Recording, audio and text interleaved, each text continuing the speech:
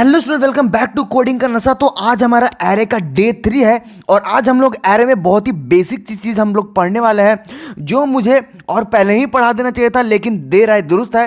तो आज हम लोग एरे में सीखेंगे कि कैसे हम लोग, मतलब कि कैसे नहीं, कि हम लोग कब एरे का यूज़ करें और कब ना करें।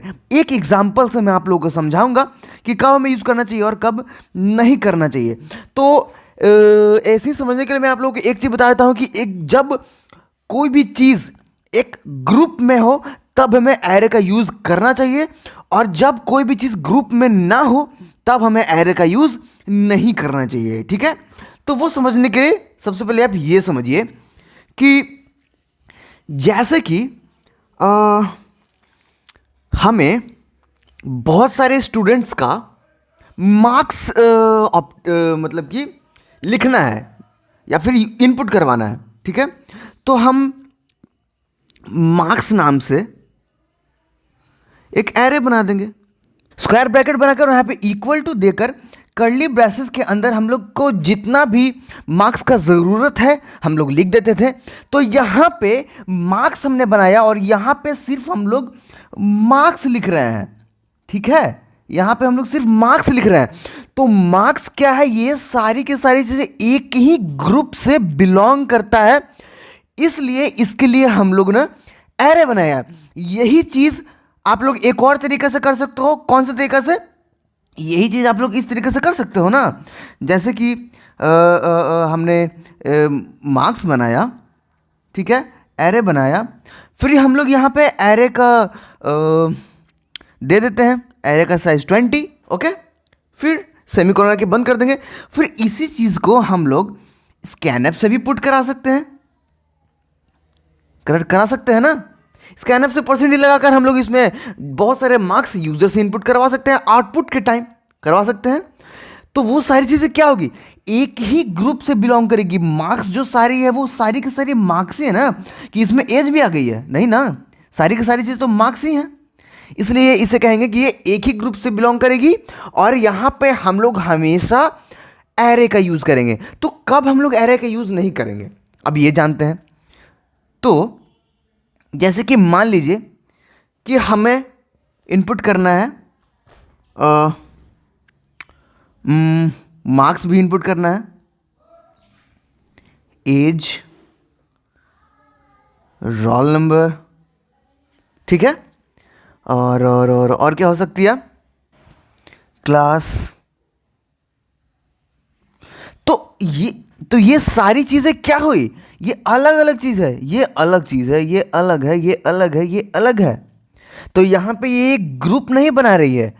हम लोग को ये सारे के सारे वेरिएबल्स जो हैं वो अलग अलग लेना पड़ेगा। हम लोग कैसे लिखेंगे इसको, हम लोग इंट के अंदर हम लोग मार्क्स लिखेंगे, एक वेरिएबल मार्क्स का बनेगा, एक वेरिएबल एज का बनेगा, एक वेरिएबल रोल नंबर का बनेगा और एक वेरिएबल क्लास का बनेगा।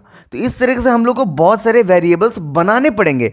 और जब हम लोग यहाँ पे बात करते हैं तो यहाँ पे हम लोग ने कितने वेरिएबल बनाए, 20 वेरिएबल्स हम लोग ने बना दिए।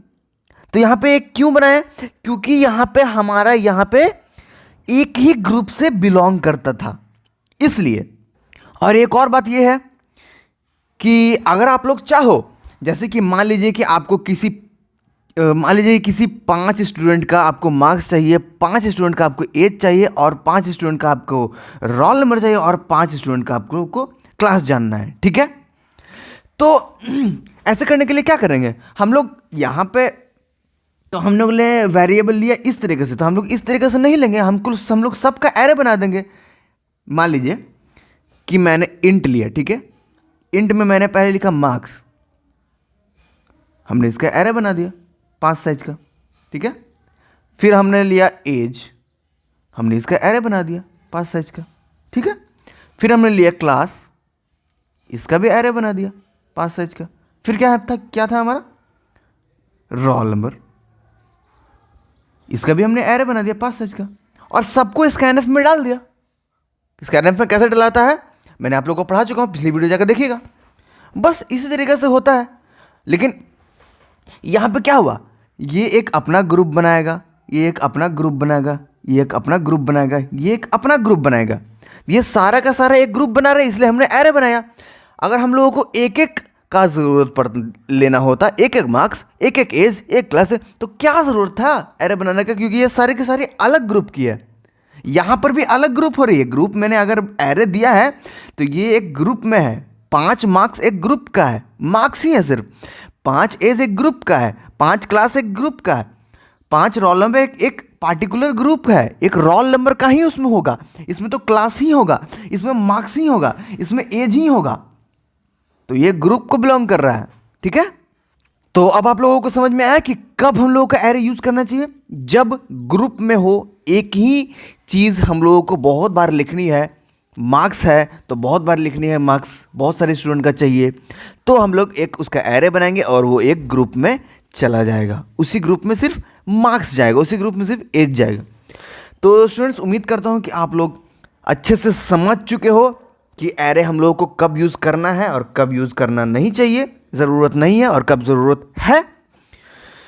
तो बस स्टूडेंट्स, आज के लिए बस इतना ही। नेक्स्ट वीडियो का इंतजार कीजिए, क्योंकि हम लोग नेक्स्ट वीडियो में पढ़ेंगे डायमेंशंस ऑफ एरे, तो इसका इंतजार कीजिए, जल्दी वीडियो आ जाएगी। तो बस स्टूडेंट्स, आज के लिए बस इतना ही। मिलते हैं हमारी नेक्स्ट वीडियो में, तब तक के लिए जय हिंद।